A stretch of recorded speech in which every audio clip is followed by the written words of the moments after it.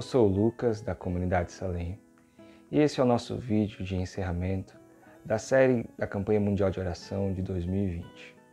Se você tem sido abençoado por esses vídeos, compartilhe em suas redes sociais, com seus amigos, e o desejo do nosso coração é que de alguma forma esses vídeos possam ter abençoado a sua vida. Nesse vídeo, nós vamos falar sobre o arrependimento. E esse é o tema do encerramento da campanha. O arrependimento, ele faz parte do núcleo central do Evangelho. Se não houver arrependimento, ou se não falarmos sobre arrependimento, nós estamos falando de um falso evangelho e de uma falsa esperança para as pessoas. A nossa reflexão de hoje é sobre o livro de Joel. E você pode perceber, ao ler o livro de Joel, algumas semelhanças com aquilo que temos vivido em nossos dias. Alguns estudiosos datam o livro de Joel em aproximadamente 850 a.C., em uma época em que a nação já havia deixado a adoração a Baal, só que o seu culto a Deus não era um culto verdadeiro, não adoravam a Deus de todo o seu coração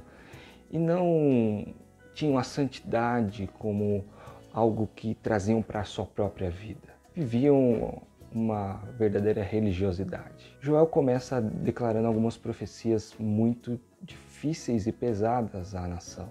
Profecias de gafanhotos que consumiriam toda a terra, uma seca tão grande e também invasão e ataque de outros inimigos.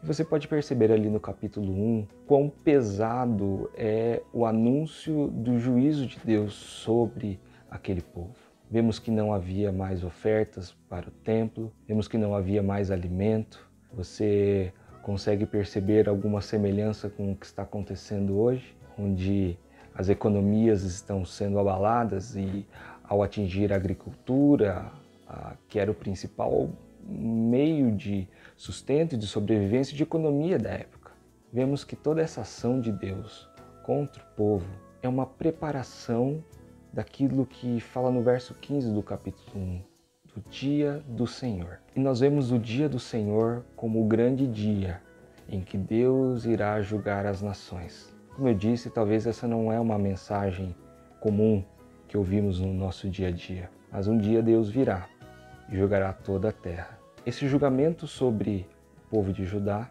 era um prenúncio ou uma amostra daquilo que poderia vir ou do que virá sobre a terra. Ao vermos todas essas descrições de um prenúncio do dia do juízo, do dia do Senhor, nós podemos ver também a misericórdia de Deus. Vou ler aqui Joel, capítulo 2, começando com o verso 12, que diz assim: Por isso o Senhor diz, voltem para mim de todo o coração, venham a mim com jejum, choro e lamento. Não rasguem as roupas em sinal de tristeza. Rasguem o coração, voltem para o Senhor seu Deus, pois Ele é misericordioso e compassivo, lento para se irar e cheio de amor. Está sempre pronto a voltar atrás e não castigar. Quem sabe Ele mude de ideia e lhes envie bênção em lugar desse castigo? Talvez possam apresentar ofertas de cereal e vinho ao Senhor, seu Deus, como faziam antes. Toquem a trombeta em Sião, convoquem um tempo de jejum, juntem o povo para uma reunião solene. Reúnam e consagrem todo o povo, os anciãos, as crianças e até os bebês. Chamem o noivo do seu aposento e a noiva de seu quarto. Que os sacerdotes que servem na presença do Senhor chorem entre o pórtico do templo e o altar. Que façam esta oração. Poupa teu povo, Senhor. Não permitas que a nação que pertence a ti se torne objeto de zombaria. Não deixes que seja motivo de piada para as nações que dizem, onde está o seu Deus? Embora sejam profecias pesadas e difíceis e como um anúncio do dia do Senhor, você vai encontrar muito isso aqui no livro de Joel, vemos a misericórdia do Senhor se manifestada aqui no verso 13. Pois o Senhor é misericordioso e compassivo e lento para se irar. O propósito de muitas situações como essa que vemos e vimos ao longo da história é de o Senhor dar uma chance de arrependimento. E nós, nesses dias de pandemia, onde o mundo inteiro, não apenas uma nação, mas o mundo inteiro, sendo sacudido, economias de todos os países sofrendo, que possamos entender isso como uma chance que Deus está nos dando para de nos arrependermos. nesses dias em que o Brasil tem sido sacudido pela pandemia, por crises políticas, algo jamais visto na nossa história, e até uma semelhança com o que diz no verso 2 do capítulo 1 de Joel. Mas algo tão terrível acontecendo. E onde estão os profetas levantando a sua voz e dizendo: se arrependam, pois o dia do Senhor virá. Que possamos aproveitar esta oportunidade que temos e de, como igreja, antes de querer julgar os pecados do mundo, julgar os pecados da igreja, que Deus possa ter misericórdia da sua igreja e do seu povo. Pois eu creio, se a igreja se humilhar, se arrepender dos seus pecados, como aqui vemos essa recomendação no capítulo 2, o Senhor virá e o Senhor irá curar a nossa terra, sarar a nossa igreja e transformar a nossa nação. E é isso que nós podemos ver a partir do versículo 18 do capítulo 2. Muitas promessas de bênçãos e de restauração como resultado de um arrependimento. E além de toda essa promessa de restauração, algo tão maravilhoso que nós vemos aqui no final do capítulo 2, a partir do versículo 28, que diz assim: então, depois que eu tiver feito essas coisas, derramarei meu espírito sobre todo tipo de pessoas. Seus filhos e suas filhas profetizarão, os velhos terão sonhos, e os jovens terão visões. Naqueles dias derramarei meu espírito, até mesmo sobre servos e servas. Farei maravilhas nos céus e na terra, sangue, fogo e coluna de fumaça. O sol se escurecerá e a lua se tornará vermelha como sangue, antes que chegue o grande e terrível dia do Senhor. Mas todo aquele que invocar o nome do Senhor será salvo. Pois alguns no monte Sião, em Jerusalém, escaparão como o Senhor prometeu. Estarão entre os sobreviventes que o Senhor chamou. Pedro disse isso em Atos 2, que inclusive é o que comemoraremos e celebraremos no domingo, dia 31, o dia de Pentecostes, em que o Espírito Santo foi dado à igreja. E essa promessa tão maravilhosa não é simplesmente um poder ou alguma experiência, mas é aquilo que está aqui no versículo 32, mas todo aquele que invocar o nome do Senhor será salvo. Paulo confirma isso em Romanos capítulo 10. Todo que invocar o nome do Senhor será salvo. E o Espírito Santo, ao descer sobre a igreja, deu poder para romperem as barreiras e irem a todo o mundo. E podemos ver como um resultado dessa promessa do derramamento do Espírito, que se começou ali em Atos, no dia de Pentecostes, está sobre nós, porque essa promessa não é uma promessa que está cumprida ou finalizada.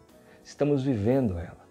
E podemos viver na nossa geração, como um resultado de um arrependimento verdadeiro, genuíno e sincero, um grande mover do Espírito Santo. E assim como foi feito em Atos, onde as barreiras foram rompidas e anunciaram em todo o mundo aquilo que está escrito aqui no versículo 32. Mas todo aquele que invocar o nome do Senhor será salvo. É isso que a igreja deveria estar fazendo nesses dias. É isso que a igreja na nossa nação deveria estar fazendo. Em um tempo de pandemia, em um tempo de crise, em um tempo de assolação, levantarmos as nossas vozes e dizer: se arrependam, o dia do Senhor virá. E que a igreja possa ser revestida desse poder, como o dia de Pentecostes que se aproxima. Queira Deus que haja um derramar do seu Espírito sobre nós, que haja um derramar de quebrantamento, de arrependimento, de abandono de pecado, dos sacerdotes, como fala aqui no livro de Joel, se voltarem ao altar e se prostrarem e chorarem. Esse é o avivamento. Avivamento não é sensações, experiências em adorações. Avivamento é quando um povo se arrepende, é transformado, santificado, e a igreja, revestida desse poder do Espírito, anuncia aos povos e às nações: todo que invocar o nome do Senhor será salvo. Antes que venha o grande dia final, que possamos entender esta oportunidade que Deus está nos dando, de nos arrependermos, de voltarmos os nossos corações para Ele. Não as nossas vestes, não em religiosidade, mas o arrependimento sincero diante do Senhor. Eu quero orar junto com você, para que Deus faça isso nesses dias, que a igreja possa sair desta crise renovada.